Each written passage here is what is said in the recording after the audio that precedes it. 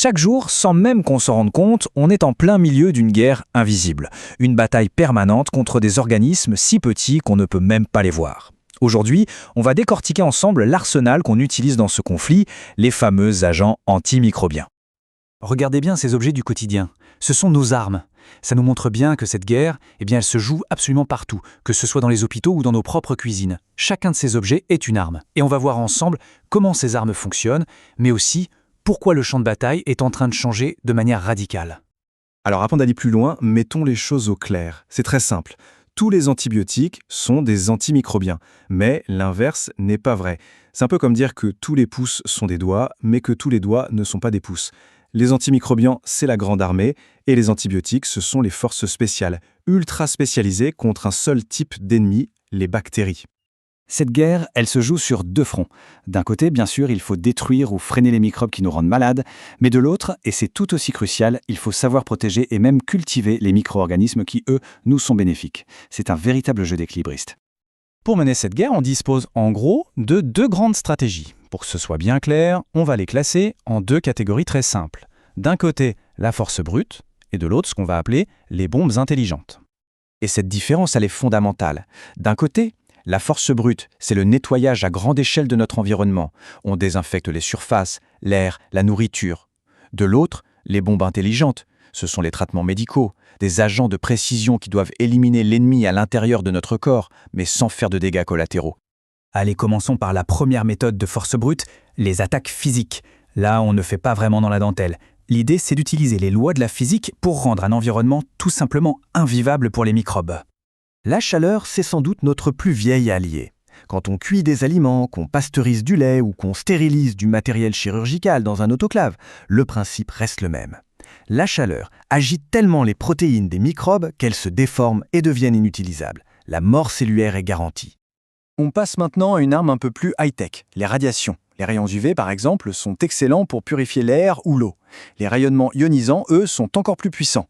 Ils peuvent traverser des emballages pour stériliser du matériel médical, comme des seringues, et garantir une sécurité maximale.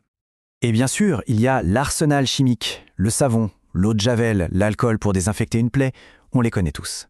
Ces produits agissent de différentes manières. Certains, comme les détergents, s'attaquent directement à la membrane extérieure des microbes et la font littéralement voler en éclats. Bon, on laisse de côté la force brute pour s'intéresser maintenant à nos fameuses bombes intelligentes.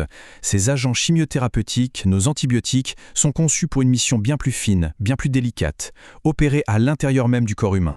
C'est la question. Comment une simple pilule peut-elle aller traquer et neutraliser des milliards de bactéries sans s'attaquer à nos propres cellules?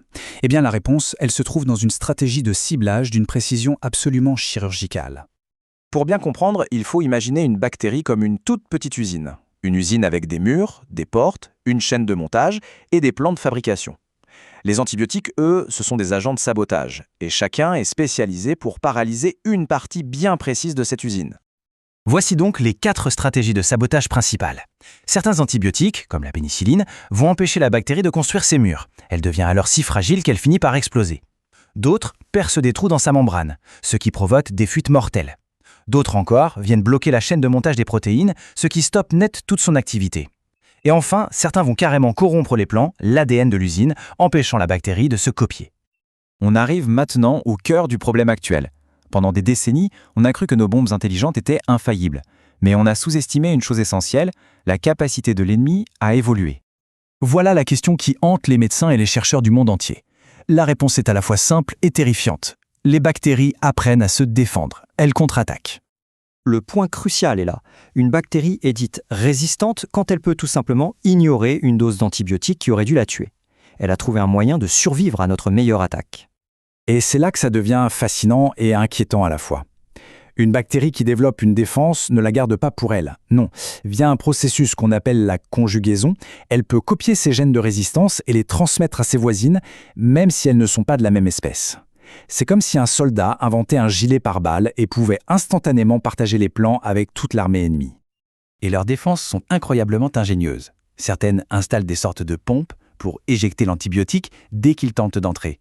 D'autres modifient la serrure, c'est-à-dire la cible, si bien que la clé, l'antibiotique, ne rentre plus. Et les plus redoutables produisent des enzymes qui agissent comme des ciseaux moléculaires, découpant et neutralisant l'antibiotique avant même qu'il ait pu faire quoi que ce soit. Alors pourquoi est-ce que cette course à l'armement microscopique nous concerne absolument toutes et tous? Tout simplement parce que les enjeux sont immenses et que l'issue de cette guerre va déterminer l'avenir de la médecine moderne telle qu'on la connaît. Cette phrase, tirée des sources, est sans appel. L'utilisation inappropriée des antibiotiques, par exemple pour des infections virales contre lesquelles ils ne servent à rien, a massivement accéléré la sélection des bactéries les plus fortes, les plus résistantes. En fait, c'est nous qui avons entraîné l'ennemi. Et les conséquences donnent le vertige. Un monde sans antibiotiques efficaces, c'est un monde où une simple angine ou une coupure infectée pourrait de nouveau tuer. C'est un monde où les opérations chirurgicales, les greffes d'organes, les chimiothérapies, tout ça deviendrait beaucoup trop dangereux à cause du risque d'infection. On parle d'impasse thérapeutique. C'est le moment où le médecin n'a tout simplement plus aucune arme à proposer. La grande guerre contre les microbes entre dans une phase totalement nouvelle. L'ennemi s'est adapté à nos meilleures armes. La vraie question qui se pose maintenant, c'est de savoir si nous, on serait capable d'innover et de changer nos stratégies aussi vite qu'eux. Parce que l'avenir de notre santé en dépend.